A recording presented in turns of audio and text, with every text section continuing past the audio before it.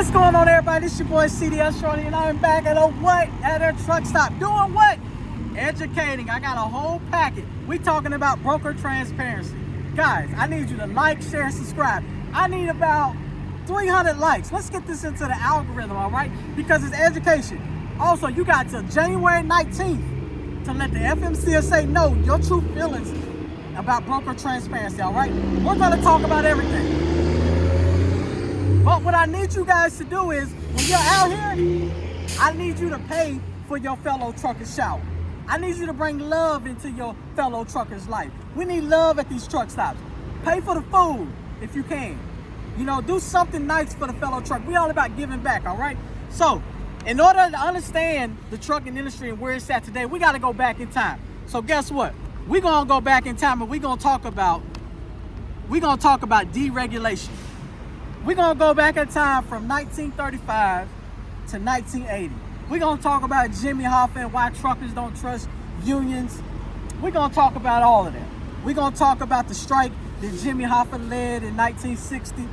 Then the government came in and deregulated.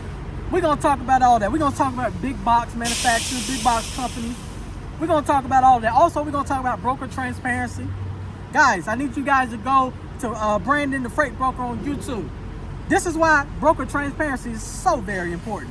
And guys, I got graphs. We're going to talk about your cost per mile.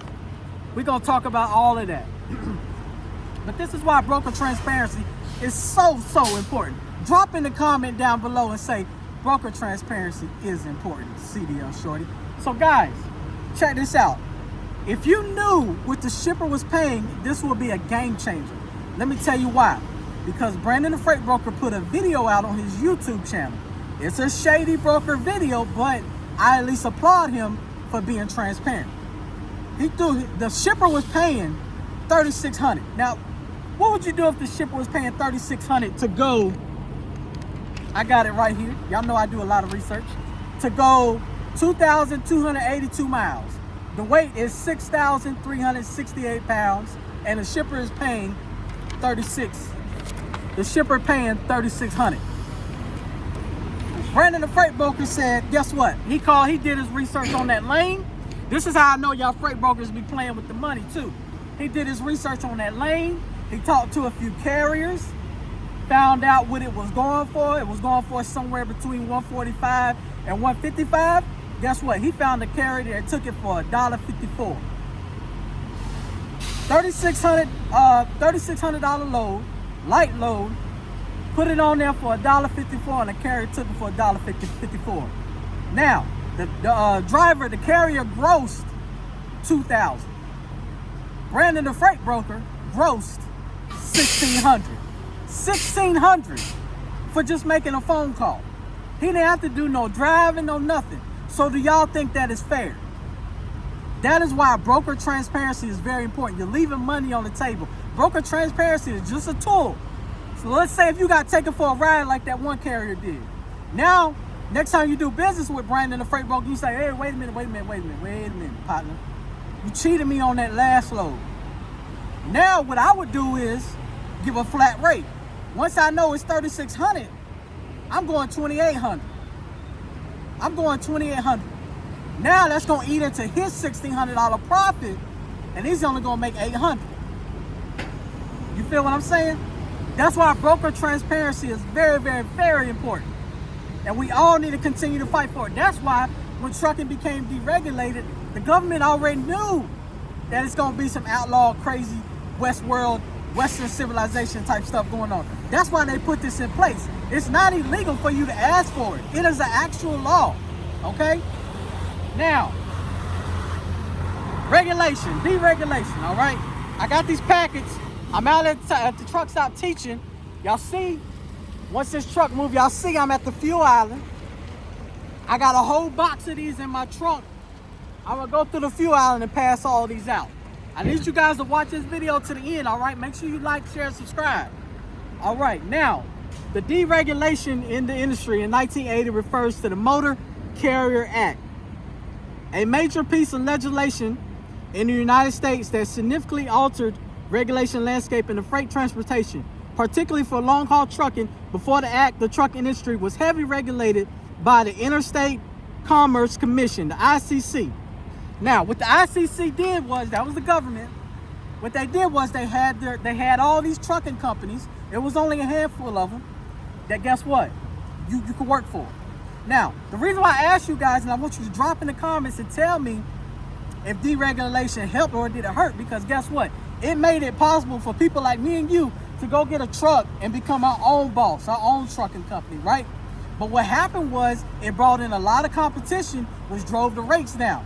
Made it cheaper for the consumer, which is the shippers and everybody else. Walmart, Amazon, and all that wouldn't be alive if deregulation, right?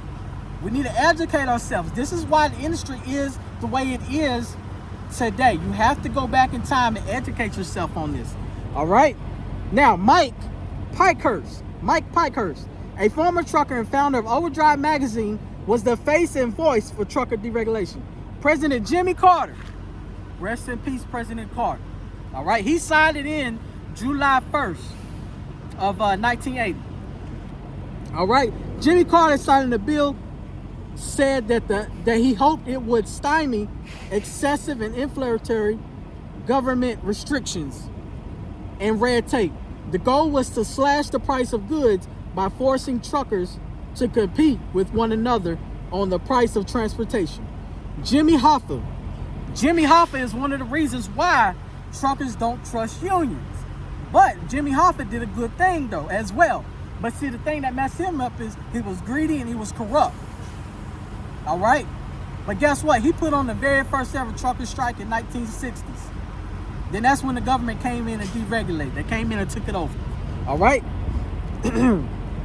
Broker Transparency, Motor Carrier Act, 1980, Title 49 CFR 371. It came into law in 1980. It is a regulation on the books that is your right as a trucker. It's your right. Just don't be scared to ask for it. Now, we got cost per mile in here. We got a whole booklet. We got cost per mile, and then guess what? We're going to talk about the brokers and all of that. It's going to be a long video, so please buckle up. All right? We got map 21 in here. We got map 21. All right? Map 21. The moving ahead progress in the 21st century became into law July 6, 2012. It has a variety of legislation in it. But the number one thing I would like to point out is the specifics law in regards to double brokering and a hefty fine of $10,000. My opinion is it should be more. That's just a slap on the wrist. It should be more. Now, one of the reasons why double brokering exists is because guess what? The consumer is looking for cheap freight, somebody to carry it cheap, right? That's why Brandon, the freight broker, can put on the low boy $1.54. You have to know your cost per mile. We about to go over that too. All right, cargo net. This is why cargo theft is at an all-time high. And trust me, all these truckers is gonna get one of these because we're in the year of what? Education. Drop in the comment down below. Say we're in the year of education if you made it this far. I appreciate you.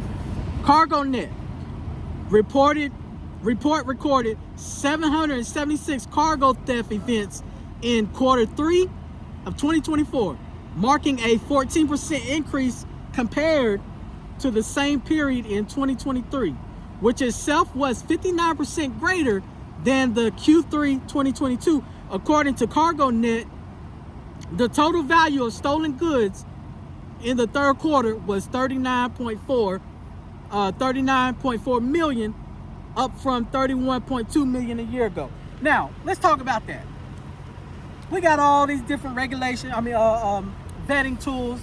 You got highway, carrier sure, carrier 411. But who's dropping the ball on this cargo theft? If that's supposed to prevent cargo theft, who's dropping the ball? FMCSA, who's dropping the ball, man? Come on now, let's talk about it. Let's talk about it. Tender low rejection. Now, guess what? I misspoke on tender low rejection. But guess what? I'm a man. I'm man enough to say I misspoke. Went back, did a lot more education, a lot more research about it, and got a lot more education. All right? And guess what? All these truckers that don't know about tender low rejection because they're a company driver, guess what? They get one of these packets too. I got a whole truck full of them, baby. Tender low rejection data. The most reliable source is FreightWave Sonar. You can get on there if you are a small owner operator, got 1 truck, 2 trucks, or whatnot. You can get on there, Freightways Sonar, and it will literally show you the spot markets where tender rejection volume is up. All right, it's at all-time high. It's up. All right, but with tender rejection, guess what? You have to be aware of double brokering. Same as all of them, but it's a known fact that guess what? There are a lot of tender rejections that double brokers get a hold to. So be aware of them. I got the red flags in here as well. All right. In the freight industry, tender rejection refers to decision by a company or service provider to refuse or decline an offer, tender from a customer or client. All right, guys. This is all about tender rejection. I want y'all to take some time out and read it. You got it. Do you got it? If you got it, comment down below. I got it, CDL Shorty. All right, so let's go on to the next page. Let's go to the next page, guys. Now, the impact of tender rejection. For the company issuing the tender rejection can lead to delays in securing services, forcing them to look for alternate providers, often under tighter time constraints. In some cases, a rejection could even potentially change in the business relationship, especially if it happens repeatedly. All right. Then we're going to talk about the difference between your CPM and RPM. This right here is how you calculate your CPM. You have to know your fixed and you have to know your variable cost. Your fixed and your variable cost, all right? Now, y'all see right here, I got a box truck. Right there, I got a semi truck, right? Guess what? According to the recent data from the American Trucking or American Transportation Research Institute, ATRI, the average cost per mile to operate a semi truck in 2024 is around $227 per mile, marking a record high for the industry. So this is why I say you cannot really take cheap freight. You can't take $1.50 as a trucker. As a box truck, you can, because guess what? I'm gonna break down the expenses too. But box trucks have less expenses than a semi truck does. Truckload market overview. September 2024, truckload break-even price per mile is now $2.72, a 4.4 increase from an estimate in September 2023. Our updated total cost per mile estimate using new equipment, $2.31 a mile. According to the recent data from the American Transportation Research Institute, the average cost per mile to operate a semi-truck in 2024 is significantly higher than a box truck, with a semi-truck costing around $2.20 per mile, while a box truck typically falls between $1.50 and $2 per mile, depending on factors. The difference between a box truck CPM and a semi-truck CPM primarily comes from the size, capacity, operational cost, purpose of the vehicles. Here's a breakdown of the key differences. Hey, stay buckled in. Stay buckled in. All these drivers are going to get this as well. All right. Value, type, and size. Box trucks are smaller, typically with a cargo area that's fully enclosed. They usually have a gross vehicle weight between 10,000 and 33,000 pounds. Semi-trucks. A semi-truck is also called a tractor trailer. It's much larger, gross vehicle weight up to 80,000 pounds when fully loaded. Fuel efficiency. Maintenance. Box truck maintenance costs. Maintenance costs for box trucks tend to be lower because they're smaller in size. All right. Cargo capacity, cost per mile, insurance costs.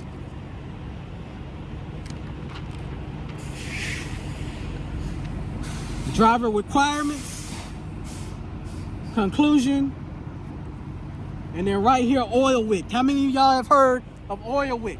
You need to look at this inside of your truck, inside of your wire harness, where your engine is. Before you buy the truck, or if you already got the truck, check it out. Do your pre-trips. Do a thorough pre-trip. Start learning that truck. Get out that truck. Start learning it. Take care of your baby. Buy you a Lincoln grease gun. All that. Oil wicks in a semi-truck engine means that the engine oil has seeped into areas of the engine where it shouldn't be. Usually due to worn seals or gasket efficiently wick the oil up into the wiring harness, around connectors, or other components. Now let's talk about how much money are freight brokers really making from owner-operator hauls. Now, shout out to Alex Lockie from Overdrive. I have an interview with him. I've already done it. I got to edit it. It's going to come out soon. Y'all stay tuned to that. If y'all made it this far in the video, say CDL Shorty, we waiting for that Alex Lockie interview. All right. We going to go. We got a while. We going to go. Stay tuned in. It's going to be a long one. But guess what? It's education in here. Education. Watch it. You're going to learn something. All right? Now, allowing deception of the platforms, from instance NOAA